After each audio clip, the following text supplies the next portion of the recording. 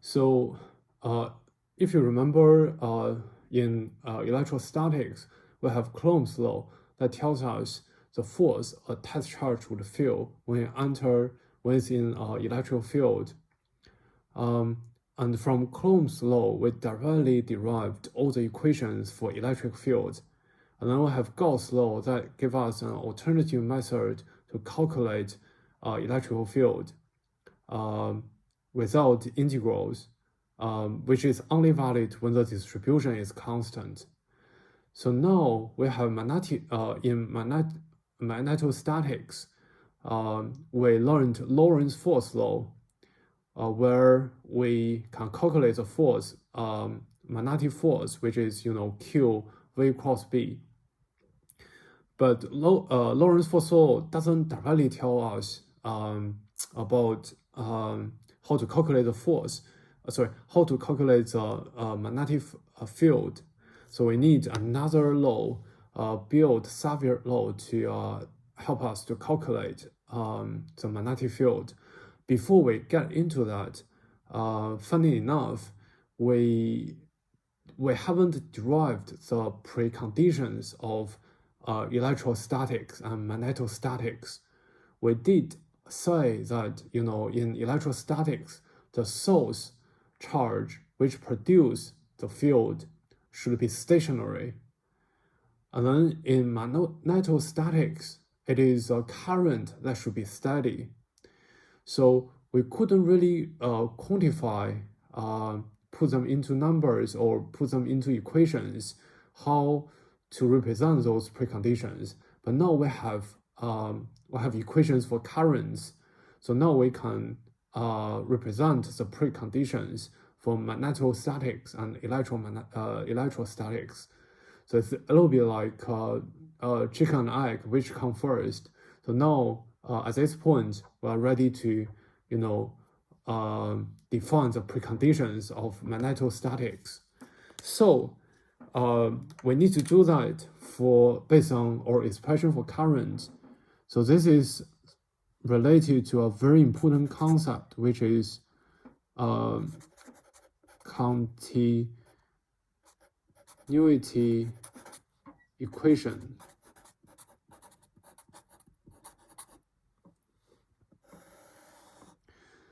So what is the definition of current? We have surface integral of volume current density here. So this is something we need to be very careful about. So this is volume current density, but we only take surface integral. Why? Because current itself is line current density. So when we calculate the force, we need to do another line integral for the line current density. So here, from volume current density to line current density, we only need 2D integral. Because later on, when we calculate the force, we need another integral for the current. Okay, so this is something we need to be very careful about. And now, this thing, if you observe here, it looks very like flux. It's like the current density flowing across the surface here. So if I have a closed surface integral, so I have the current that's flowing out of a closed surface. So this should be equal to how much charge we've been losing. So here we have dt. The total charge is given by rho d tau. So this is volume charge density, and this is how much charge we are losing. This negative sign, I will emphasize again why there is negative sign later.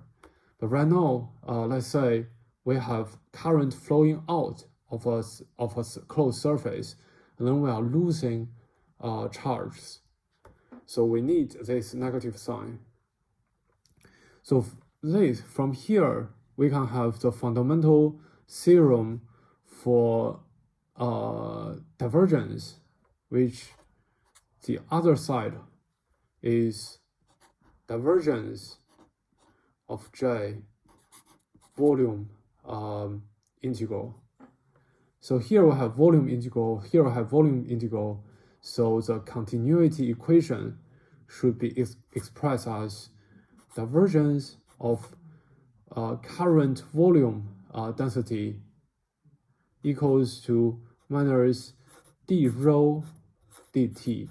So here I use partial derivative because here I did put rho inside of the volume integral. Ideally, we want this to be constant, like constant distribution. But theoretically, if we make it as general as possible, then rho can be a function of x, y, z, and also t, so it's changing over time. But it's contained in a space, its value can change from location to location. So here we have partial derivative. So this is a continuity equation. So why we have the negative sign here? So what happened in the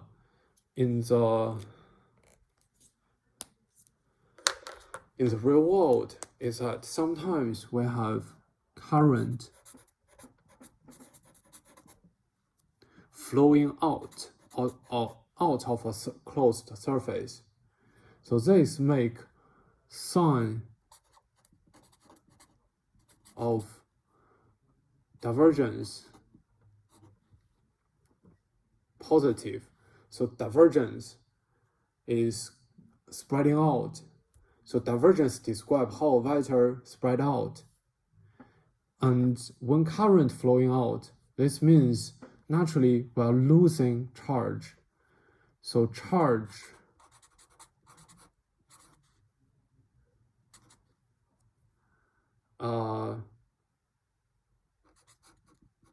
diverging, we are losing charge. So the sign of d rho dt should be negative. That's what happened in real world. So similarly, if I have current flowing in, the sign of divergence would be negative, because divergence tells us how vector spread out. But when we have current flowing in, we would have charge accumulating.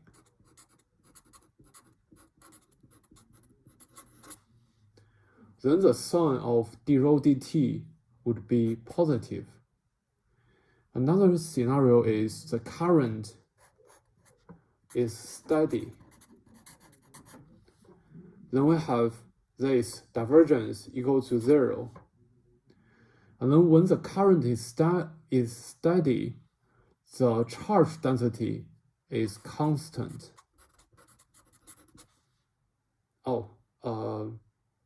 Constant.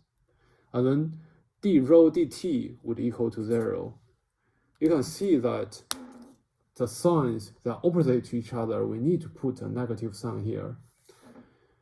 And another way of thinking of this is that here we have vector. From vector to divergence, and also here is a scalar. This is scalar. We lose the direction sign. So the only tool that we can use to represent the direction is positive or negative sign.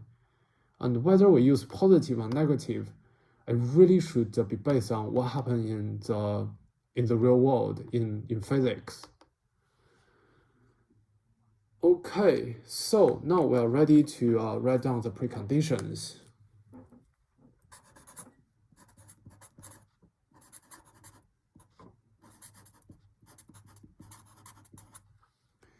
So if we have magnetostatics, we should have steady current, which means this should equal to 0.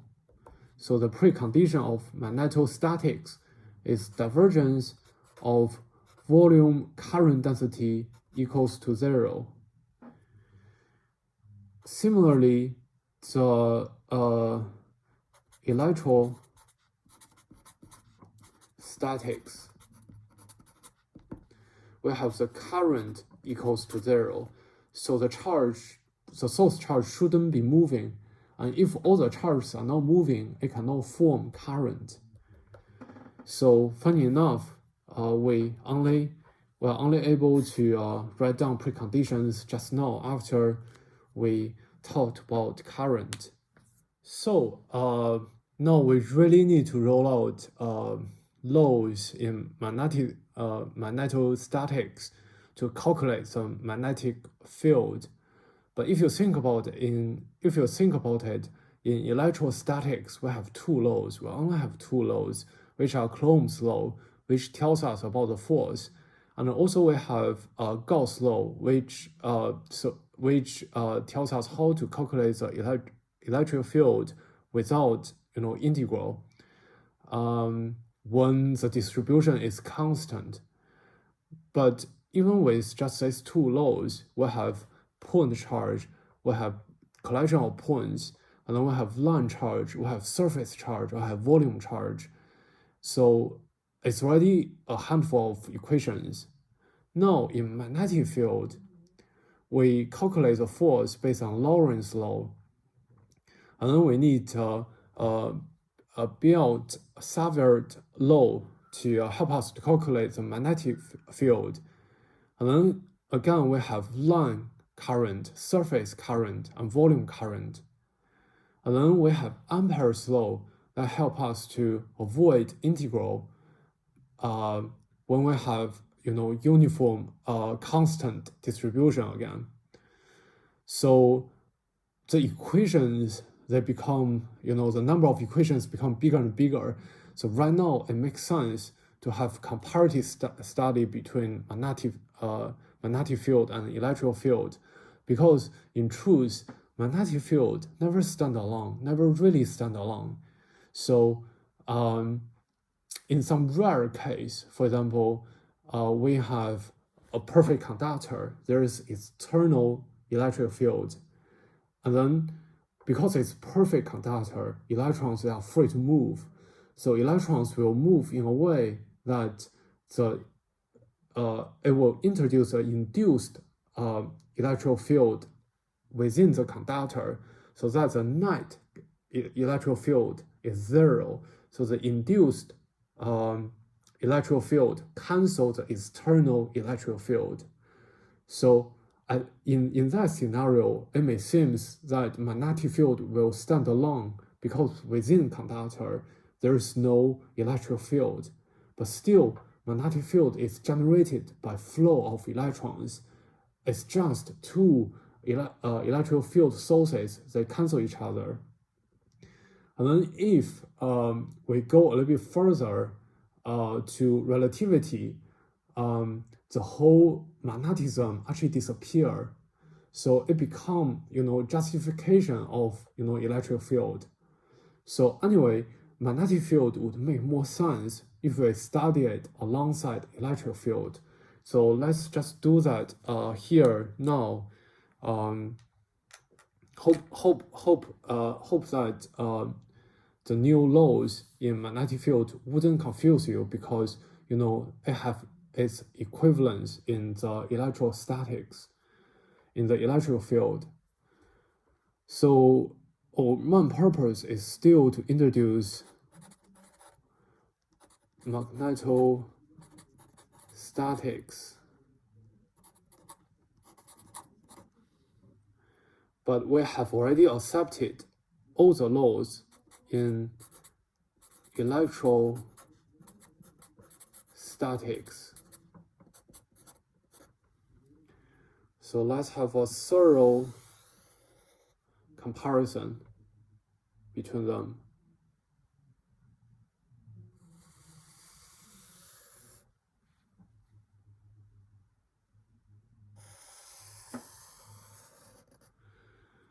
So the starting point should actually be precondition.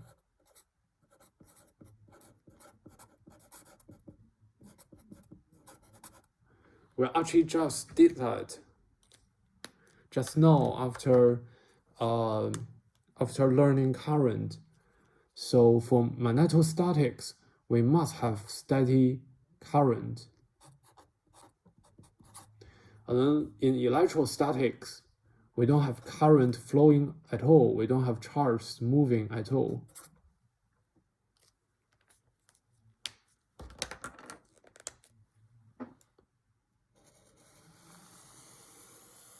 And then the first law we study in electric field and magnetic field is always the force, the law for calculating the force. So in electrical field, we have Coulomb's law.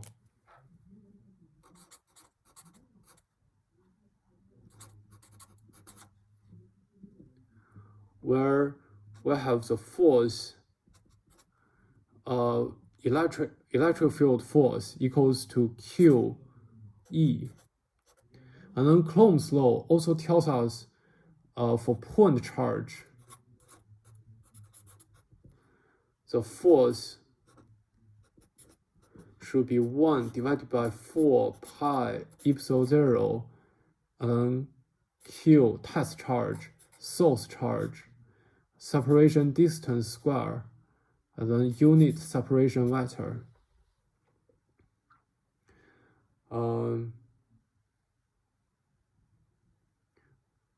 Okay. So in magnetic field, we studied Lorentz law.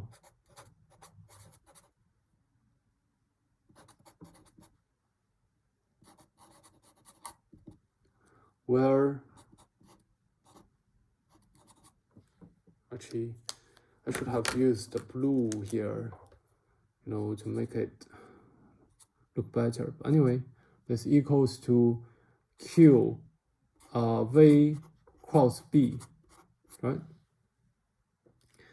So for the total force, if we have electrical field and magnetic field both at the same time, we have F equals Q times E plus V cross B. So both are together.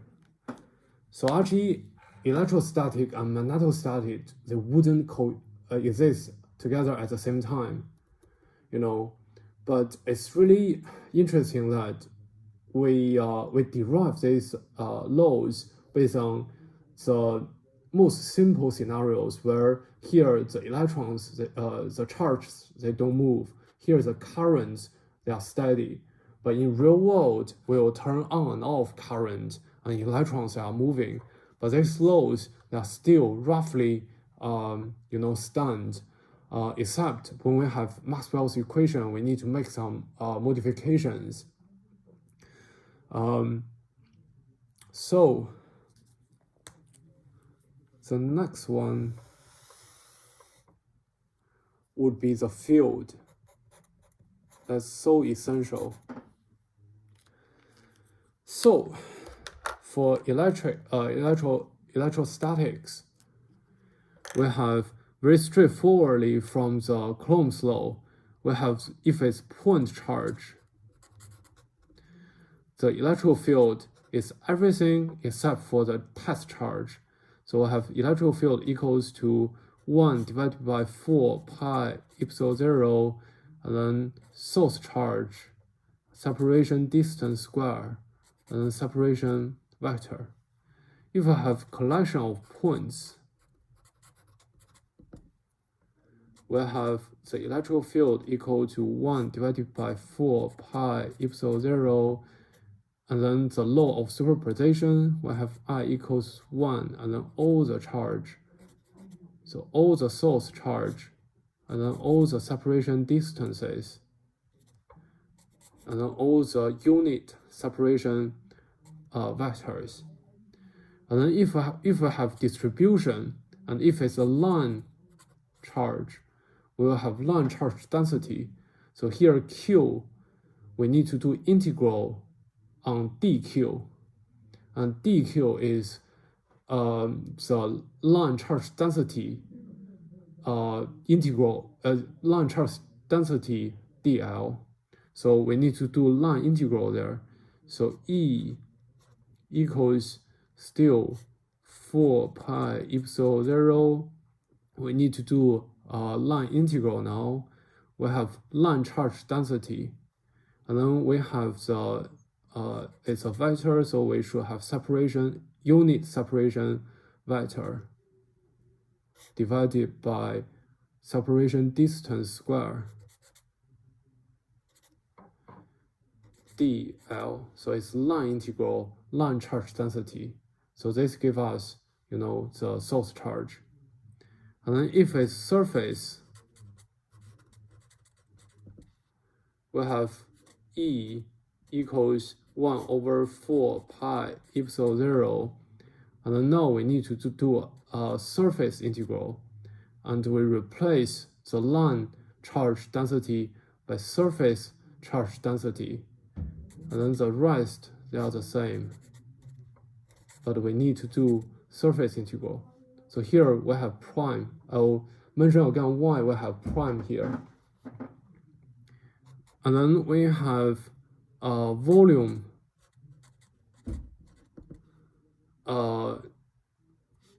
charge. Then we have the electric field equals to 4 pi epsilon 0 again. And then we need to do volume integral. We need to replace surface charge density by volume charge density. And then we have the rest all the same. But we need to do the volume integral here. So now we are finally ready to roll out Biot-Savart law. So we have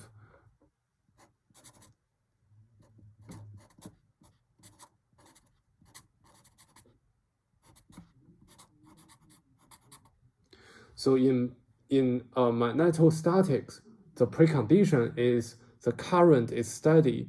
So there is already current here. We don't care about point charge or points anymore, because, for example, if it's one point moving, it doesn't form current. It doesn't form steady current anyway.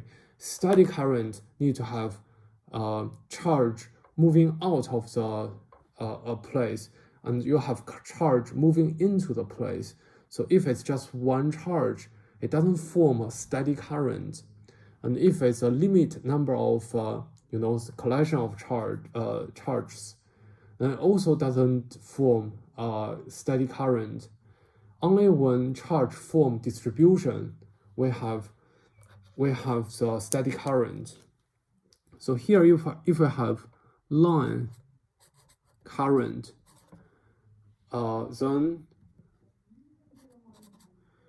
the magnetic field equals to mu 0 4 pi line integral the line current density cross the unit separation vector divided by separation distance square. We have line integral here. So if you observe these two, the only difference is that you replace the line charge density by line current density. And for B field, we obtain this B field by cross, because the magnetic field is swirl around circuit. So these two, they correspond to each other. Mu 0 is permeability of free space, and epsilon 0 is permittivity of free space. These two are constants that are precisely given. So actually this one, multiply this one in free space would give us speed of light. So these two are very beautifully, precisely given. So we have line charge, and then we have surface charge, surface current. Then all we need to do is to replace line current density by surface current density. So I have B equals to mu 0 4 pi, and then K cross this unit separation vector, and then separation distance square, and then we need to do surface integral. And then if we have volume,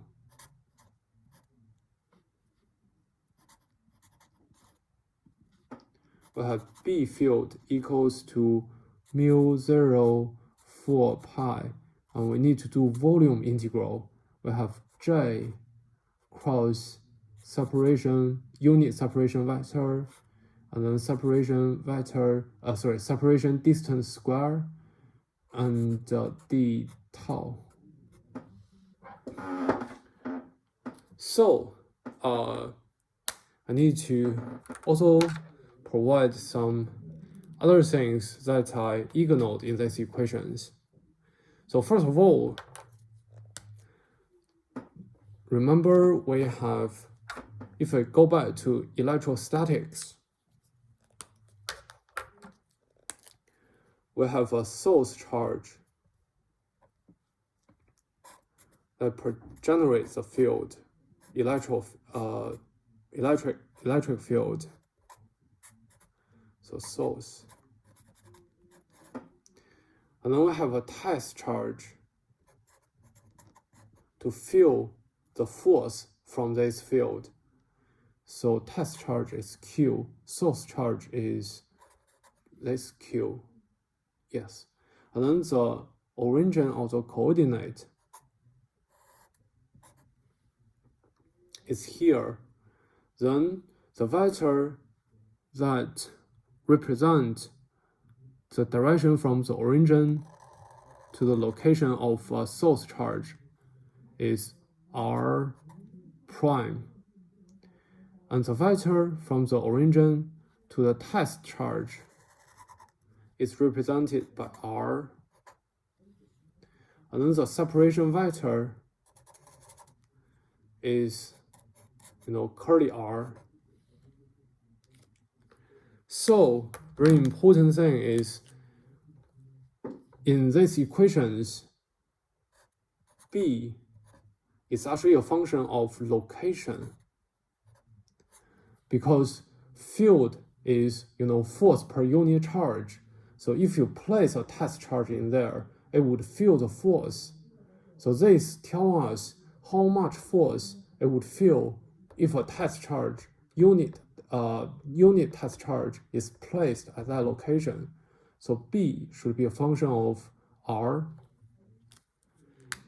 Similarly, E is a function of R. However, when we do all these integrals, we need prime, because we are talking about source charge here for electrostatics. So for example, here, if we have the distribution of the source charge, then we need to do integration over source charge. That's why we keep the prime there. If it's too confusing to you, forget about it, because later on when we do examples, this confusion doesn't come in a way anyway. But rigorously, I think I should provide this. Anyway, so that's a field. So we finally introduced Biot-Savart law. So we know in electrostatics, we also have Gauss law that help us to get rid of integral. So I'm going to be a little bit greedy here to summarize a bit more for this table. So we have another calculation, alternative calculation for the field, but it's only valid when it's with constant distribution.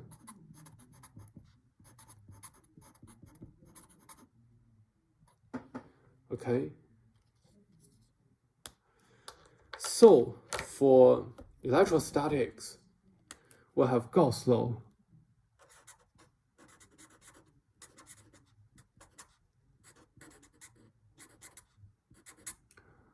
Where the closed, so the flux of electrical field is determined by the total charge enclosed. So the flux, so how much electric field spread out through a closed surface is determined by the total charge enclosed in that closed surface. So we use this. So normally we put the charge there. So this is constant, and we want to calculate the electrical field. We might as well just put there, constant line charge or constant surface charge or constant volume charge to make it easier for us to find Gaussian surface.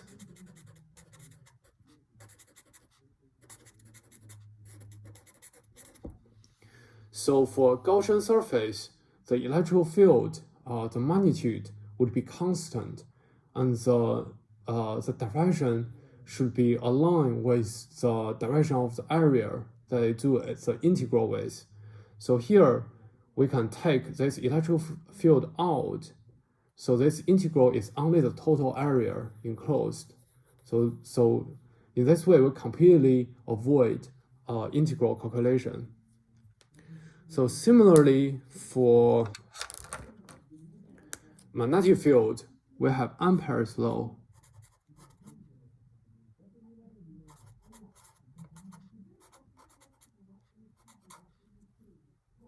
Where we have the closed loop of magnetic field is determined by the total current enclosed. So this is kind of a flux. So we have a closed surface, loop, and then how much current is enclosed in this loop determine the field on this loop. So perfect symmetry between these two. So here, what we will be looking for is Amperian loop. We generate the current. So normally in engineering, we generate the current. The current is a constant that we know. So now we need to calculate how much magnetic field is generated. So generated by the current that we put there. So we are looking for Amperian loop where the magnetic field is a constant. It can be moved out of the integral sign. So this integral over a distance is only the length of the loop.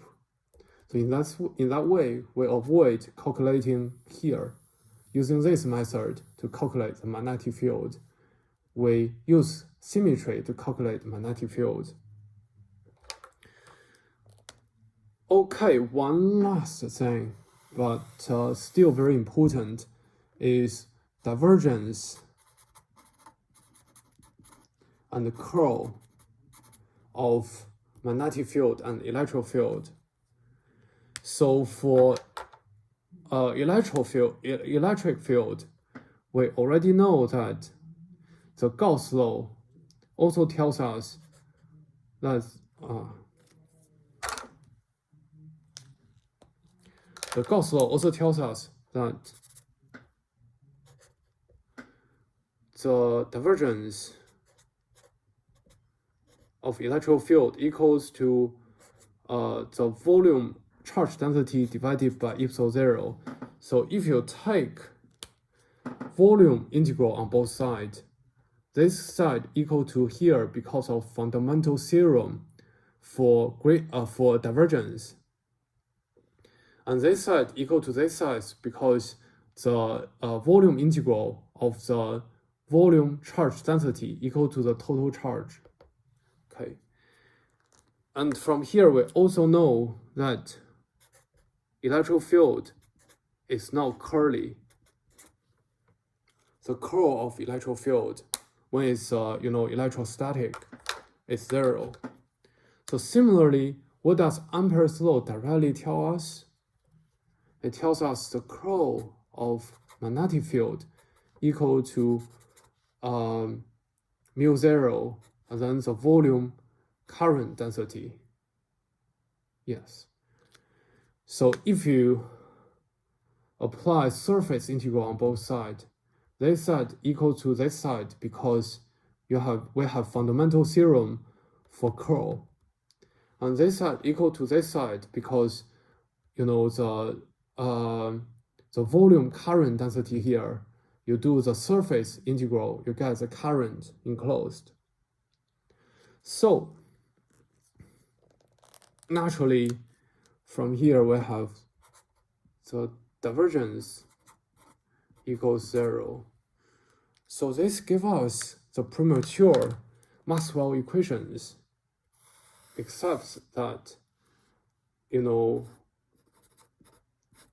don't have time-varying magnetic field, and we don't have the time-varying electrical field. But this is the foundation of Maxwell's equations. So Maxwell's equations, they do modification on this because magnetostatics and electrostatics, they're already very good approximation of how we can calculate electrical field and magnetic field.